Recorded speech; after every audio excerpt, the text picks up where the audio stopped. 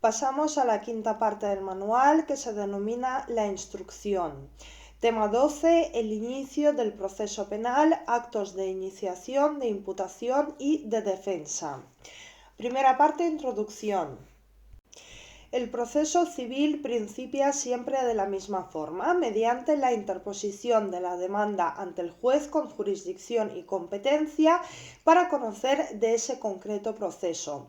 El proceso penal, sin embargo, puede instaurarse de distintas formas y las primeras actuaciones urgentes que se desencadenan no dependen de su interposición ante el juez con jurisdicción y competencia, pues razones de urgencia imponen cuando se descubre un hecho delictivo ante la posible pérdida o manipulación de las fuentes de prueba, así como del peligro de fuga e incluso de la reiteración delictiva, que comiencen sin demora las primeras actuaciones que permiten comprender que el proceso penal ya se ha iniciado. La trascendental diferencia entre la iniciación del proceso civil y la del proceso penal, que puede corresponder como a la acusación pública, esto es Ministerio Fiscal, a la acusación particular, esto es el ofendido por el delito, a la acusación privada, que es el destinatario del delito privado, e incluso a la acusación popular, responde a la naturaleza del bien jurídico sometido a juicio, en el legítimo ejercicio del derecho a la tutela judicial efectiva y susceptible de protección judicial. La tutela judicial civil se destina mayoritariamente a la pacificación de una litigiosidad privada que afecta única y exclusivamente a las personas que han presentado ante el juez su particular controversia, de suerte que la sentencia civil que en su día se dicte irradiará sus efectos tan solo sobre los ciudadanos en discordia, que sometieron su conflicto a la jurisdicción y nunca a terceras personas ajenas por completo a esa satisfacción judicial de controversia particular, dual y privada. Sin embargo, la tutela penal se destina al restablecimiento de la armonía y de la paz social frente a las actuaciones que ponen en peligro la vida, la salud, el bienestar, el patrimonio y tantos otros valiosos bienes que son patrimonio no solo de la persona agredida, sino de toda la sociedad. De ahí que todos estemos comprometidos en la persecución de los delitos públicos, razonamiento que cristaliza en la conveniencia de que puedan ser perseguidos por muy distintos acusadores y no solo por quienes se han visto directamente afectados por el hecho delictivo. De encomendarse el monopolio de la acusación penal exclusivamente a los sujetos pasivos de la actuación delictiva, podría correrse el riesgo, además de la impunidad, pues un buen número de víctimas quedan tan bloqueadas tras la actuación delictiva que no llegan a instaurar o mantener el proceso penal, bien sea por un fuerte temor a la venganza de su agresor, bien por vergüenza, bien por pura y simple desazón. Segunda parte, actos de iniciación del proceso penal. Apartado 1, la denuncia. La denuncia es una declaración de conocimiento oral o escrita que de forma obligatoria debe efectuar ante cualquier órgano judicial, fiscal o policial la persona víctima, perjudicado o tercero que ha percibido por sus sentidos la perpetración de un delito público, provocando con ello la incoación del proceso penal. De este concepto se infieren las siguientes notas configuradoras. 1. La denuncia es una exclusiva declaración de conocimiento y no de voluntad, por cuanto se circunscribe a la somera narración de los hechos tal cual han sido conocidos, sin la complementaria obligación de acreditar su existencia mediante la práctica de prueba alguna, ni mucho menos de constituirse en parte mediante la presentación de querella. Establece el artículo 264 de la LECRIM que el que por cualquier medio tuviere conocimiento de la perpetración de algún delito de los que deben perseguirse de oficio, deberá denunciarlo al Ministerio Fiscal, al tribunal competente o al juez de instrucción o municipal o funcionario de policía, sin que se entienda obligado por esto a probar los hechos denunciados ni a formalizar querella. Y dos, la denuncia es una obligación para quien hubiere percibido por sus sentidos de manera directa la comisión del hecho delictivo perseguible de oficio. Establece la LECRIM que el que presenciare la perpetración de cualquier delito público está obligado a ponerlo inmediatamente en conocimiento del juez de instrucción de paz comarcal o municipal o funcionario fiscal más próximo al sitio en que se hallare. Esta obligación de denunciar es aplicable a cualquier persona que tenga conocimiento de la actuación delictiva, sea la víctima, el perjudicado o un tercero. Una vez interpuesta la denuncia, los dos primeros denunciantes, víctima y o perjudicado, podrán personarse si lo estiman oportuno como acusadores particulares.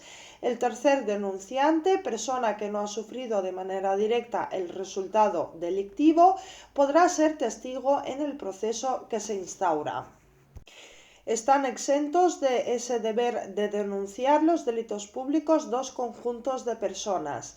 Primero, por razón de su vulnerabilidad, los menores de edad y quienes hubieran sido provistos judicialmente de medidas de apoyo por razón de su discapacidad. Y segundo, las personas que mantengan respecto del presunto delincuente alguno de los siguientes vínculos: el cónyuge no separado legalmente o de hecho, la persona que conviva con él en análoga relación de afectividad, los ascendientes, descendientes y parientes colaterales hasta el segundo grado inclusive. La obligación de denunciar los hechos delictivos perseguibles de oficio que afecta a todas las personas, con las excepciones recién indicadas, se ve además especialmente recrudecida en el caso de quienes por razón de sus cargos, profesiones u oficios tuvieran noticia de algún delito público. La LECRIM incide en que estas personas estarán obligadas a denunciarlo inmediatamente al Ministerio Fiscal, al tribunal competente, al juez de instrucción y en su defecto al municipal o al funcionario de policía más próximo al sitio si se tratare de un delito flagrante. De esta regla general cabe exceptuar dos tipos de colectivos por razón de su secreto profesional. Primero, los abogados o procuradores respecto de las instrucciones o explicaciones que recibieren de sus clientes. Y segundo, los eclesiásticos y ministros de cultos disidentes respecto de las noticias que se les hubieran revelado en el ejercicio de las funciones de sus ministerios.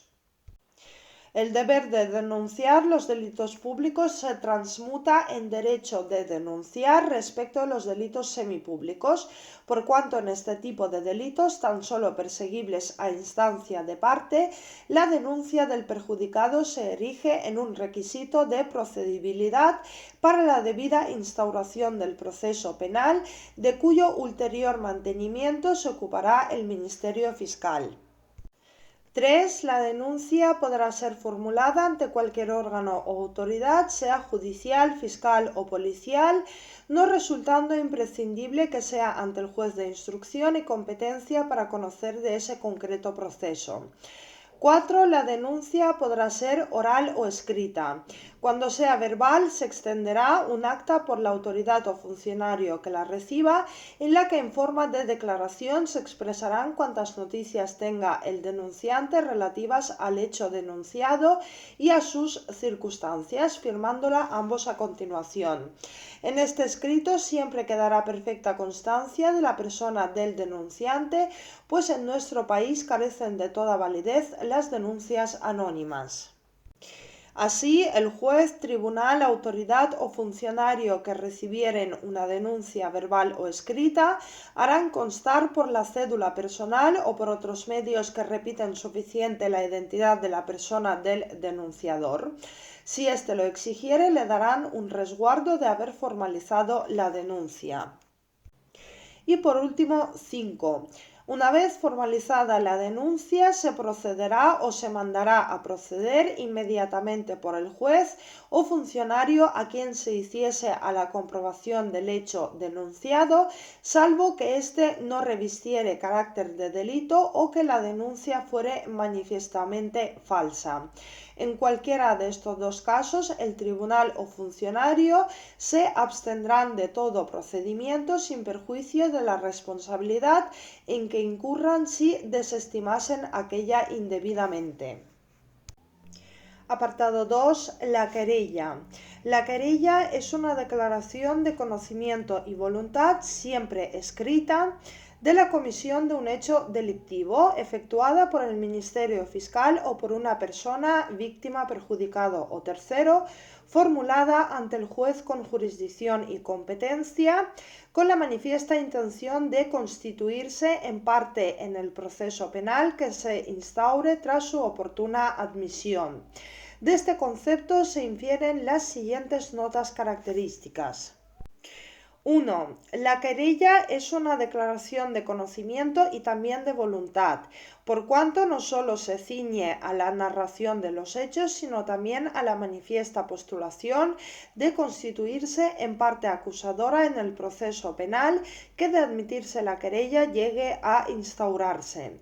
2. La querella podrá ser interpuesta por el Ministerio Fiscal o por cualquiera de las siguientes personas. Primero, la víctima o el perjudicado por el delito, sea español o extranjero. Segundo, cualquier ciudadano español haya sido o no ofendido por el delito público ejercitando la acción popular. Los querellantes extranjeros habrán de prestar fianza de la clase y en la cuantía que fije el juez o tribunal, salvo que un tratado internacional disponga para ese caso concreto lo contrario o se les exima por razón del principio de reciprocidad. También habrán de prestar fianza los ciudadanos españoles en el ejercicio de la acción popular, quedando tan solo exentos de esta obligación los siguientes: el ofendido y sus herederos o representantes legales. En los delitos de asesinato o de homicidio, el cónyuge del difunto o persona vinculada a él por una análoga relación de afectividad, los ascendientes y descendientes y sus parientes colaterales hasta el segundo grado, inclusive los herederos de la víctima y los padres, madres e hijos del delincuente. Las asociaciones de víctimas y las personas jurídicas a las que la ley reconoce legitimación para defender los derechos de las víctimas, siempre que el ejercicio de la acción penal hubiera sido expresamente autorizado por la propia víctima. 3. La querella habrá de ser formulada ante el juez de instrucción competente. Si el querellado estuviese sometido por disposición especial de la ley a determinado tribunal, ante éste se impondrá la querella. Lo mismo se hará cuando fueren varios los querellados por un mismo delito o por dos o más conexos y alguno de aquellos estuviere sometido excepcionalmente a un tribunal que no fuere el llamado a conocer por regla general del delito.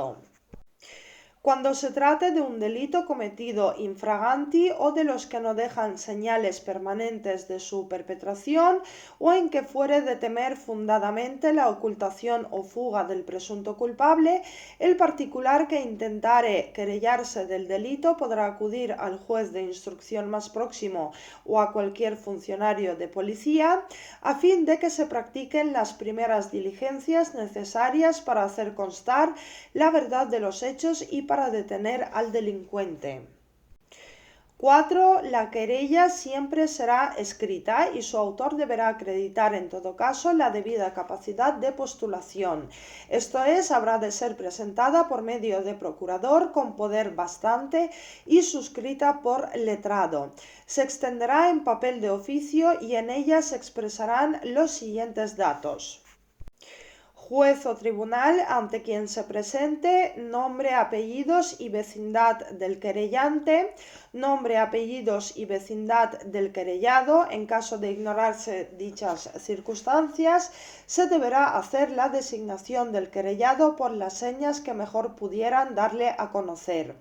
Relación circunstanciada del hecho con expresión del lugar, año, mes, día y hora en que se ejecutó si supieran. Expresión de las diligencias que se deberán practicar para la comprobación del hecho.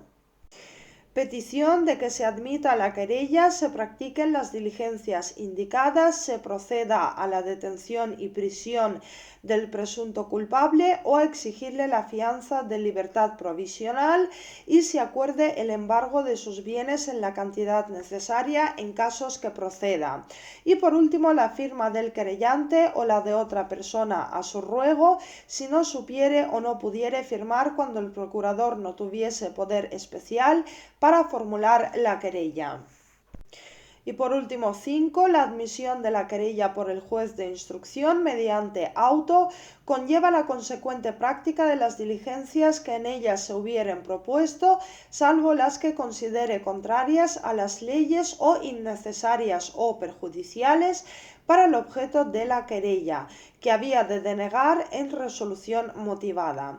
Sin embargo, la querella será desestimada también mediante auto cuando los hechos en que se funde no constituyan delito o cuando no se considere competente para instruir el sumario. Apartado 3. El ofrecimiento de acciones. El ofrecimiento de acciones constituye un mecanismo procesal de llamamiento a los ofendidos y o perjudicados por el hecho delictivo para su voluntaria incorporación al proceso penal ya iniciado como partes plenamente independientes o autónomas en paridad de armas con el Ministerio Fiscal, tanto en el sostenimiento de su pretensión punitiva como en la resarcitoria. De este concepto han de extraerse las siguientes notas configuradoras.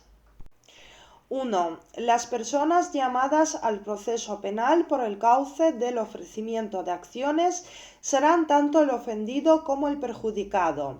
Dichas cualidades suelen recaer en una misma persona. En tal caso, el ofrecimiento de acciones se dirigirá contra esa única persona. Pero también existen supuestos en los que el ofendido y perjudicado son personas distintas, por ejemplo, homicidio y asesinato. En tales supuestos, en el que el destinatario de pretensiones civil y penal ya no puede incorporarse a la causa, el ofrecimiento de la pretensión civil indemnizatoria habrá de efectuarse a los perjudicados. Ha de observarse que el sujeto pasivo de la actuación delictiva será destinatario del ofrecimiento de ambos tipos de pretensiones, civil y penal. El sujeto pasivo del daño patrimonial y o moral derivado del delito, esto es, el perjudicado, que no aúna en su persona la dual condición de ofendido o víctima, tan solo será destinatario del puntual ofrecimiento de la pretensión civil resarcitoria, la cual es susceptible de sucesión inter vivos y mortis causa, pero no la penal, pues es personal e intransferible. 2. El momento inicial oportuno para efectuar el ofrecimiento de acciones es la primera declaración ante el juez de instrucción y el momento final lo es el trámite de calificación del delito. La LECRIM regula el ofrecimiento de la pretensión penal en su artículo 109, estableciendo que en el acto de recibirse declaración por el juez al ofendido que tuviese la capacidad legal necesaria, el letrado de la Administración de Justicia le instruirá del derecho que le asiste para mostrarse parte en el proceso y renunciar o no a la restitución de la cosa, reparación del daño e indemnización del perjuicio causado por el hecho punible. Y el ofrecimiento de la pretensión civil en el artículo 110 de la LECRIM, que establece que los perjudicados por un delito que no hubieren renunciado a su derecho podrán mostrarse parte en la causa si lo hicieran antes del trámite de calificación del delito y ejercitar las acciones civiles que procedan según les conviniere, sin que por ello se retroceda en el curso de las actuaciones. Además de este momento procesal para realizar el ofrecimiento de acciones, que es la primera declaración ante el juez de instrucción, existen otros periodos procesales donde también se comunica a los interesados su derecho a incorporarse activamente en el proceso. Establece el artículo 771 de la LECRIM que se instruirá al ofendido de su derecho a mostrarse parte en la causa sin necesidad de formular querella y tanto al ofendido como al perjudicado de su derecho a nombrar abogado o instar el nombramiento de abogado de oficio en caso de ser titulares del derecho a la asistencia jurídica gratuita, de su derecho a, una vez personados en la causa, tomar conocimiento de lo actuado e instar lo que a su derecho convenga. Dispone el artículo 782.2 de la LECRIM que si el Ministerio Fiscal solicitare el sobreseimiento de la causa y no se hubiere personado en la misma acusador particular dispuesto a sostener la acusación, antes de acordar el sobreseimiento el juez de instrucción podrá acordar que se haga saber la pretensión del Ministerio Fiscal a los directamente ofendidos o perjudicados conocidos, no personados, para que dentro del plazo máximo de 15 días comparezcan a defender su acción si lo consideran oportuno. Y 3. El ofrecimiento de acciones de ser aceptado, el letrado de Administración de Justicia instruirá al ofendido o perjudicado por el delito de los derechos que le asisten, pudiendo mostrarse parte en la causa sin necesidad de formular querella. Esta entrada al proceso penal sin la interposición de querella no supone merma alguna del derecho de defensa del ofendido y o perjudicado, cuya intervención será a partir del momento en que voluntariamente decida incorporarse en el sostenimiento de su pretensión penal o civil en paridad de armas con el Ministerio Fiscal. Apartado 4. El atestado. El atestado es el acto escrito, excepcionalmente oral, de la Policía Judicial con valor de denuncia, donde constan todas y cada una de las diligencias urgentes de prevención efectuadas por sus funcionarios, una vez han tenido conocimiento de la perpetración de un delito público. Estas diligencias de prevención se orientan tanto a la averiguación del hecho y al aseguramiento del cuerpo del delito, como a la localización y detención del presunto autor, extremos todos ellos que serán forzosamente trasladados en un plazo de 24 horas al juez de instrucción o al Ministerio Fiscal. De este concepto han de extraerse los siguientes requisitos. 1. El atestado es un acto escrito y tan solo muy excepcionalmente oral de la Policía Judicial en el que han de constar con todo rigor las diligencias practicadas por sus funcionarios tras la denuncia efectuada ante ellos de un delito público. Los funcionarios de la Policía Judicial extienden, bien en papel sellado, bien en papel común, un atestado de las diligencias que practiquen, en el cual especificarán con la mayor exactitud los hechos por ellos averiguados, insertando las declaraciones e informes recibidos y anotando todas las circunstancias que hubiesen observado y pudiesen ser prueba o indicio del delito. La Policía Judicial remitirá con el atestado un informe dando cuenta de las detenciones anteriores y de la existencia de requisitorias para su llamamiento y busca, cuando así conste en sus bases de datos. El atestado habrá de ser firmado por el que lo haya extendido, así como por las personas presentes, peritos y testigos que hubieren intervenido en las diligencias. Si no lo hicieren, se expresará la razón. De modo excepcional, la LECRIM admite la posibilidad de que el atestado se realice verbalmente. Así, si el funcionario a quien corresponde redactar el atestado no pudiere hacerlo, se sustituirá por una relación verbal que reducirá a escrito de un modo fehaciente el funcionario del Ministerio Fiscal, el juez de instrucción o el municipal a quien deba presentarse el atestado, manifestando el motivo de no haberse redactado en la forma ordinaria. 2. Los funcionarios de la Policía Judicial están obligados a trasladar el atestado al juez de instrucción o al Ministerio Fiscal en el plazo de 24 horas, salvo supuestos de fuerza mayor. No obstante, la Policía Judicial podrá conservar el atestado en su poder cuando no exista autor conocido del delito, salvo que el juez de instrucción o el Ministerio Fiscal se lo soliciten expresamente o concurra alguna de las circunstancias del artículo 284.2 de la LECRIM, que son las siguientes. A. Que se trate de delitos contra la vida, integridad física, libertad e indemnidad sexuales o delitos relacionados con la corrupción.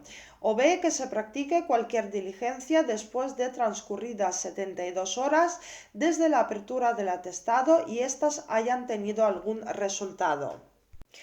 La Policía Judicial comunicará al denunciante que en caso de no ser identificado el autor en el plazo de 72 horas, las actuaciones no se remitirán a la autoridad judicial sin perjuicio de su derecho a reiterar la denuncia ante la Fiscalía o el Juzgado de Instrucción. 3. El atestado tiene valor de denuncia. Establece el artículo 297 que los atestados que redacten y las manifestaciones que hicieren los funcionarios de Policía Judicial a consecuencia de las averiguaciones que hubiesen practicado se considerarán denuncias para los efectos legales.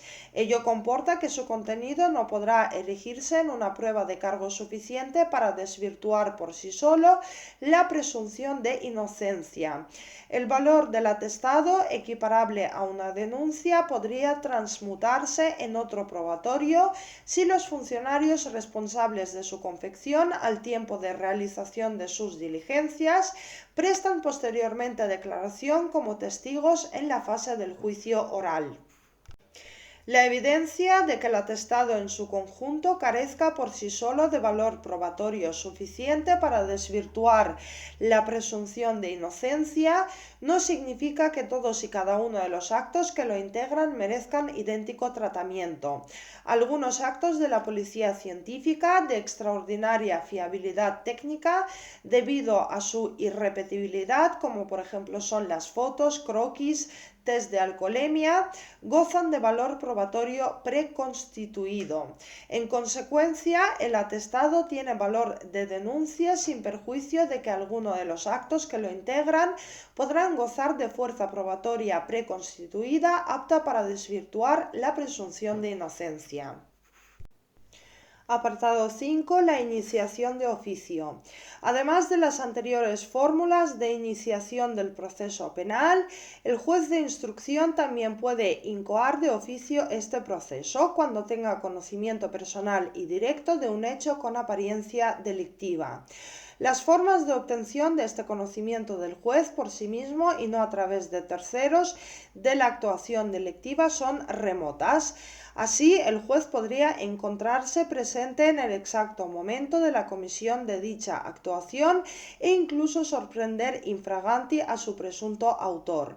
Asimismo, el juez podría tener puntual conocimiento de una actuación delictiva porque así se le hiciese saber por parte de la comunidad social a través de varios rumores, creencias o comunicaciones, todas ellas espontáneas y no formalizadas a través de la denuncia o querella, y finalmente el juez puede entrar en contacto con el hecho delictivo de manera personal, directa e inmediata cuando sea de una gran evidencia y publicidad. Esto acontece, por ejemplo, con los graves delitos públicos como los atentados, de los que se toma conocimiento por medios de comunicación masiva. Pero ninguna de estas modalidades pueden equipararse con las habituales formas de iniciación del proceso penal, por cuanto todas ellas presentan dificultades severas. En los tres supuestos, la casual circunstancia de que el juez tome conocimiento directo del hecho delictivo por sí mismo no exime ni convalida la atribución de ese concreto hecho delictivo para que goce de jurisdicción y competencia para iniciar el procedimiento. Aquel juez conocedor del delito habrá de afrontar unas primeras diligencias urgentes antes de derivar el asunto al juez investido de aquellos presupuestos procesales. Asimismo, la espontánea traslación al juez de rumores, creencias o suposiciones sobre la presunta comisión de un hecho delictivo por parte de personas de su entorno más cercano se asemeja mucho a una formal denuncia anónima cuya admisión resulta altamente cuestionable, razón por la cual, en tales casos, la actuación judicial ex oficio, dicha facultad ha de ser considerada excepcional y provisional, quedando a expensas de una acusación pública popular o particular. La iniciación de oficio no debe identificarse con la incoación del proceso penal a cargo de la exclusiva compulsión judicial y sin un paralelo sostenimiento por acusador popular, público o particular. Esta opción está absolutamente prescrita en nuestro sistema procesal penal. La iniciación de oficio ha de equipararse con la posibilidad de afrontar unas primeras diligencias urgentes acompasadas a la inmediata comunicación de la actuación delictiva al Ministerio Fiscal, a fin de que este acusador público asuma el inmediato sostenimiento de la pretensión punitiva sin perjuicio del ulterior ofrecimiento de acciones. Tercera parte, actos de imputación. Los actos de imputación son actuaciones procesales efectuadas tanto por la parte acusadora como por el juez y su personal colaborador, que es el Ministerio Fiscal y Policía Judicial, e incluso de terceros, al mismo inicio de la instrucción y durante todo su desarrollo, tendentes a la fijación del objeto litigioso y a la determinación a la identificación, de ser posible, de su presunto autor. Los actos de imputación de la parte acusadora son la denuncia y querella, y los de terceros se refieren a la declaración de un testigo o de un coinvestigado, que gozan de distinto valor. La declaración del testigo, obligado a comparecer y a decir la verdad, podrá erigirse en suficiente prueba de cargo para desvirtuar la presunción de inocencia en la sentencia condenatoria. Sin embargo, la declaración del coinvestigado no será apta para desvirtuar la presunción de inocencia, pues este sujeto, como parte acusada que es, goza de todos los derechos de defensa, entre otros derecho a guardar silencio, a no prestar declaración, a no contestar algunas preguntas que se le formulen, a no declarar contra sí mismo y a no confesarse culpable. Los actos de imputación del personal colaborador, que es Policía Judicial y el Ministerio Fiscal, efectuados tras la primera toma de declaración en las dependencias de uno u otro órgano, serán analizadas con todo detalle las diligencias policiales y las informativas del Ministerio Fiscal. Los actos de imputación judicial difieren en función del momento en que se dictan. Unos serán provisionales y otros definitivos, pero todos ellos se orientan a la fijación del objeto litigioso y a la determinación e identificación de su presunto autor. Además, los actos de imputación judicial presentan dos particularidades de especial relevancia. Primera, la interrupción de la prescripción y segunda, el surgimiento del derecho de defensa. El artículo 118 de la LECRIM establece los tres momentos en los que el investigado toma conocimiento de la primera imputación judicial, al advertir que toda persona a quien se atribuya un hecho punible podrá ejercitar el derecho de defensa interviniendo en las actuaciones desde que se le comunique su existencia, haya sido objeto de detención o cualquier otra medida cautelar o se haya acordado su procesamiento.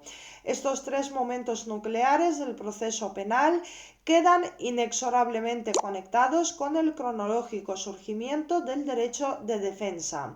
El derecho de defensa se ejercerá sin más limitaciones que las expresamente previstas en la ley, desde la atribución del hecho punible investigado hasta la extinción de la pena. La comunicación judicial de la imputación habrá de efectuarse con toda prontitud, pues el transcurso de una instrucción de espaldas al investigado, además de ser censurable, puede resultar infructuoso en la práctica. Piénsese que el resultado de la declaración de un mero sospechoso que no ostente en dicho momento la cualidad de investigado no podrá erigirse posteriormente en una prueba de cargo suficiente para desvirtuar la presunción de inocencia. La LECRIM se pronuncia a la hora de impulsar al juez a trasladar al investigado la imputación delictiva tan pronto sea posible, estableciendo que la admisión de la denuncia o querella y cualquier actuación procesal de la que resulte la imputación de un delito contra persona o personas determinadas serán puestas inmediatamente en conocimiento de los presuntamente responsables.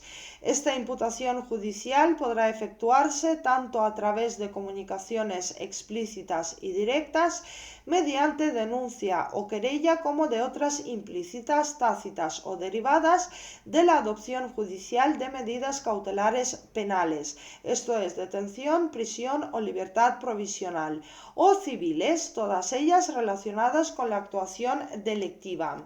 También podrá efectuarse mediante citación para ser oído, así como a través de las típicas resoluciones de imputación judicial, auto de procesamiento del proceso ordinario y auto de incoación del procedimiento penal abreviado. Apartado 1. El auto de procesamiento. El auto de procesamiento es la resolución judicial de imputación dictada durante la instrucción del proceso penal ordinario, donde se comunica formalmente a una persona física o jurídica determinada la atribución de un hecho delictivo concreto. La LECRIM es muy exigente a la hora de decretar la prontitud que ha de caracterizar la diligente actuación del juez a la hora de comunicar esta imputación. Así, el artículo 384 dispone que desde que resultare del sumario algún indicio racional de criminalidad contra determinada persona, se dictará auto declarando la procesada. Sin perjuicio de esta premisa legal que impone la más estricta diligencia y rapidez en la comunicación judicial al sospechoso o investigado de la imputación delictiva, lo cierto es que este investigador suele tomar conocimiento de la instrucción que pende sobre su persona por otros actos de imputación distintos, tanto los explícitos, que son la comunicación de iniciación de oficio o citación para ser oído, como los implícitos, esto es, admisión de medidas cautelares. Este auto de imputación suele emitirse al término de la instrucción y de forma casi solapada al subsiguiente auto de conclusión del sumario. El contenido mínimo de este auto de procesamiento habrá de integrarse por la más perfecta concreción, fijación y determinación del objeto y del sujeto, así como por una mínima correlación entre uno y otro, a expensas de su ulterior demostración en el juicio oral, mediante la celebración de la práctica de la prueba bajo los principios de inmediación, contradicción y publicidad. Apartado 2. El auto de transformación del proceso penal abreviado. El auto de transformación del proceso penal abreviado se refiere al acto judicial de imputación formal del investigado en el procedimiento penal abreviado, que será destinado al enjuiciamiento de los delitos castigados con la pena privativa de libertad no superior a 9 años o bien con cualquiera otras penas de distinta naturaleza, bien sean únicas, conjuntas o alternativas, cualquiera que sea su cuantía o duración. La experiencia profesional evidencia que en el ámbito penal, a diferencia del civil, la selección del procedimiento adecuado no suele ser previa a la incoación del proceso, sino que constituye un hábito procesal recurrente al encauzar la causa criminal por los trámites del procedimiento abreviado, a expensas de que el juez a lo largo de su desarrollo decida mantenerlo vigente mediante el denominado auto de transformación del proceso penal abreviado o, en otro caso, derivarlo al que considere más adecuado, ordinario para el juicio sobre delitos leves, juicio rápido o procedimiento ante el tribunal del jurado. Este auto tiene un contenido complejo, pues incorpora las siguientes decisiones judiciales: la conclusión de la instrucción, el inicio de la fase intermedia, la audiencia de la parte acusadora, tanto pública como particular o popular, al objeto de que soliciten la apertura o no del juicio oral. La LECRIM exige como requisito previo de este auto de transformación la previa celebración de una toma de declaración por parte del juez de instrucción al presunto autor del hecho delictivo, con la finalidad de ilustrarle la imputación delictiva y evitar cualquier tipo de indefensión derivada del desconocimiento de la atribución a su persona, pues el procedimiento penal abreviado carece de un acto de imputación como el de procesamiento. Así, tras la celebración de esa preceptiva declaración de la persona investigada, el juez de instrucción dictará el auto de transformación del proceso penal abreviado, donde habrá de concretar tanto el elemento objetivo del proceso penal abreviado, esto es, determinación de los hechos punibles con relevancia penal, como el subjetivo, esto es, identificación de la persona a la que se le imputan, sin que puedan las partes acusadoras en un momento ulterior modificar ni ampliar ninguno de estos elementos. Su escrito de acusación habrá de conceñirse a los específicos hechos y a los concretos investigados, incorporados en este auto de transformación. Pero este no es el único contenido del auto de transformación, sino que habrá de guardar la más perfecta sincronización con la ulterior acusación y ha de incluir también la entrega de las actuaciones a la acusación pública, o sea, al Ministerio Fiscal, así como al resto de acusaciones que se hubieran personado al objeto de conocer cuál sea su respectiva posición.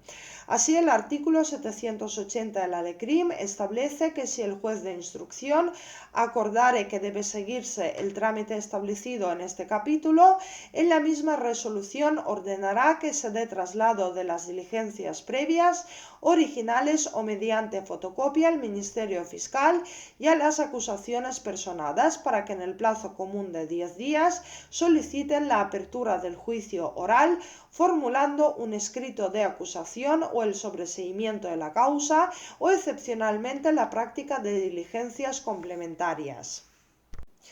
Cuarta parte: actos de defensa. El derecho de defensa es el derecho de todo investigado a incorporarse al proceso penal desde el mismo momento de la atribución del hecho delictivo, así como a mantenerse en él durante todo su recorrido hasta la sentencia, con plena disposición de todas las manifestaciones de alegación, prueba e impugnación que lo conforman, conjuntamente al resto de derechos que se proyectan para hacer valer su pretensión exculpatoria y la libertad amenazada. Apartado 1. Ejercicio del derecho de defensa. Comienzo y término. El surgimiento del derecho de defensa se asocia cronológicamente al exacto momento en el que se produce la primera atribución delictiva y concluye con la resolución judicial firme de conclusión del proceso penal. Esta atribución delictiva puede ser del juez, que es la admisión y traslado de la denuncia o querella, iniciación de oficio, adopción de medidas cautelares, civiles o penales, y auto de imputación. Del Ministerio Fiscal, que son las diligencias informativas, o de la Policía Judicial, que es la detención preventiva. La Constitución española, en su artículo 17.3, garantiza la asistencia de abogado al detenido en las diligencias policiales y judiciales. Establece el artículo 118 de la LECRIM que el derecho de defensa comprende la asistencia letrada de un abogado de libre designación o, en su defecto, de un abogado de oficio con el que el investigado podrá comunicarse y entrevistarse reservadamente, incluso antes de que se le reciba declaración por la policía, el fiscal o la autoridad judicial, y que estará presente en todas sus declaraciones, así como en las diligencias de reconocimiento, careos y reconstrucción de los hechos. En el mismo momento en que se produce la atribución delictiva, surge cronológicamente el derecho a examinar las actuaciones con la debida antelación para salvaguardar el derecho de defensa y en todo caso con anterioridad a la toma de cualquier declaración. Pero este último derecho se tornaría ineficaz si no se ejerciera con la debida antelación el correlativo derecho a la asistencia letrada, para que dicha declaración sea prestada con el debido consejo, orientación y asesoramiento técnico-jurídico previo. Y es que las personas investigadas para actuar en el proceso deberán ser representadas por un procurador y defendidas por un abogado desde el exacto momento en que se produce la primera atribución delictiva y en todo caso antes de cualquier declaración, por neutra que pueda parecer. La asistencia letrada es una obligación constitucional que además se reitera en la LECRIM por su relevancia en el proceso. Para actuar en el proceso, las personas investigadas deberán ser representadas por procurador y defendidas por abogado, designándoles de oficio cuando no los hubieran nombrado por sí mismos y lo solicitaren, y en todo caso cuando no tuvieran aptitud legal para hacerlo. El detenido designará libremente abogado y si no lo hace será asistido por un abogado de oficio. Desde la detención o desde que de las actuaciones resultare la imputación de un delito contra persona determinada, será necesaria la asistencia letrada. La capacidad de postulación se erige en un presupuesto de tal relevancia que su incumplimiento por parte del investigado provocará la designación de oficio. Dispone el artículo 118.3 que si no hubiesen designado procurador o abogado, se les requerirá para que lo hagan o se les nombrará de oficio si requeridos no los nombrasen, cuando la causa llegue a estado en que se necesite el consejo de aquellos o haya de intentar algún recurso que hiciese indispensable su actuación. Ahora bien, un solo profesional, que es el abogado, podrá asumir durante toda la instrucción tanto las funciones propias de su profesión, que es la asistencia jurídica, como las del procurador, que es la representación, pues el artículo 768 de la LECRIM así lo autoriza. El abogado designado para la defensa tendrá también habilitación legal para la representación de su defendido, no siendo necesaria la intervención del procurador hasta el trámite de la apertura del juicio oral. Hasta entonces cumplirá el abogado el deber de señalamiento de domicilio a efectos de notificaciones y traslados de documentos. Las conversaciones y comunicaciones entre el investigado o encausado y su abogado tendrán carácter confidencial, de tal suerte que si hubieran sido captadas o intervenidas, el juez ordenará ipso facto la eliminación de la grabación o la entrega al destinatario de la correspondencia detenida, dejando constancia de estas circunstancias en las actuaciones. Este derecho a la confidencialidad tiene una sola excepción, prevista en el artículo 118.4, cuando se constate la existencia de indicios objetivos de la participación del abogado en el hecho delictivo investigado o de su implicación junto con el investigado o encausado en la comisión de otra infracción penal. Apartado 2. Renuncia a la defensa, la rebeldía. La fase de instrucción puede discurrir en ausencia del investigado. De hecho, esta fase se orienta en algunas ocasiones precisamente a la determinación, identificación y localización del presunto autor del hecho delictivo. Pero una vez ha llegado a término este periodo procedimental, este ya no podrá continuar en ausencia del encausado. La presencia del acusado deviene imprescindible en la fase de enjuiciamiento de nuestro proceso penal, donde la celebración de la prueba, auténtico corazón del proceso, sobre cuyo latir se asienta el sentido condenatorio o absolutorio de la sentencia, en ausencia de su principal destinatario, supondría un grave sacrificio de principios tan elementales como el de defensa, de contradicción y de audiencia bilateral. El proceso penal, a diferencia del civil, no podrá celebrarse en ausencia del acusado, con una sola excepción, que es la establecida en el artículo 786 de la LECRIM para el abreviado por delito asociado con pena privativa de libertad inferior a 2 años, estableciendo que la ausencia injustificada del acusado que hubiera sido citado personalmente no será causa de suspensión del juicio oral si el juez o tribunal, a solicitud del Ministerio Fiscal o de la parte acusadora y oída la defensa, estima que existen elementos suficientes para el enjuiciamiento cuando la pena solicitada no exceda de 2 años de privación de libertad o si fuera de distinta naturaleza cuando su duración no exceda de 6 años. La declaración de rebeldía será la ineludible consecuencia de haberse efectuado infructuosamente por parte del órgano judicial una requisitoria frente al encausado. Así, la requisitoria, que es orden de localización y llamamiento, será el instrumento a través del que será llamado y buscado 1. El procesado que al ir a notificarse cualquier resolución judicial no fuere hallado en su domicilio por haberse ausentado, si se ignorase su paradero y el que no tuviese domicilio conocido. 2. El que se hubiere fugado del establecimiento en que se hallare detenido o preso. Y 3. El que hallándose en libertad provisional dejare de concurrir a la presencia judicial el día que le esté señalado o cuando sea llamado.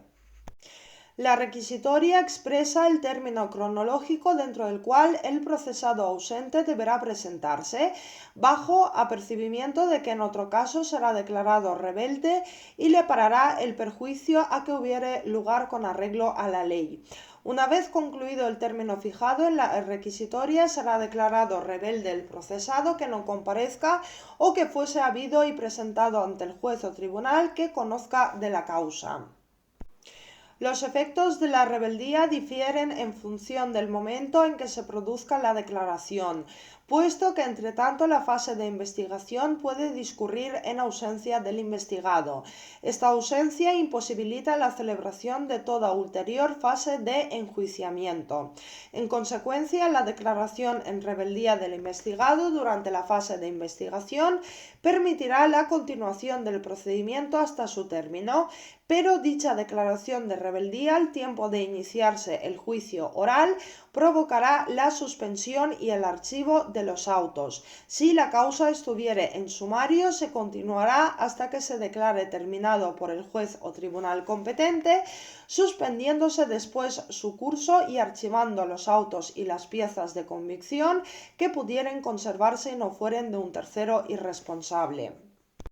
La rebeldía tan solo desplegará sus efectos respecto de los procesados ausentes y nunca de los presentes, de suerte que si fueran 2 o más los procesados y no a todos se les hubiese declarado en rebeldía, se suspende el curso de la causa respecto a los rebeldes hasta ser hallados, continuando respecto de los demás.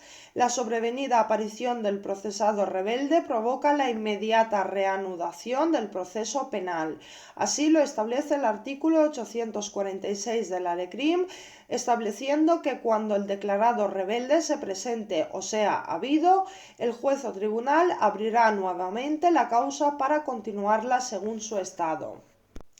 Finalmente, la declaración en rebeldía de las personas jurídicas no resulta equiparable a la de las personas físicas, sino que se rige por un régimen propio. Así, las personas jurídicas investigadas serán llamadas mediante requisitoria en un único caso, cuando no haya sido posible su citación para el acto de primera comparecencia por falta de un domicilio social conocido. En la requisitoria de la persona jurídica se harán constar los datos identificativos de la entidad, el delito que se le imputa y su obligación de comparecer en el plazo que se haya fijado con abogado y procurador ante el juez. La requisitoria de la persona jurídica se publicará en el BOE y, en su caso, en el Boletín Oficial del Registro Mercantil o en cualquier otro diario oficial relacionado con la naturaleza, el objeto social o las actividades del ente imputado. Transcurrido el plazo fijado sin haber comparecido la persona jurídica, se la declarará rebelde, continuando los trámites procesales hasta su conclusión.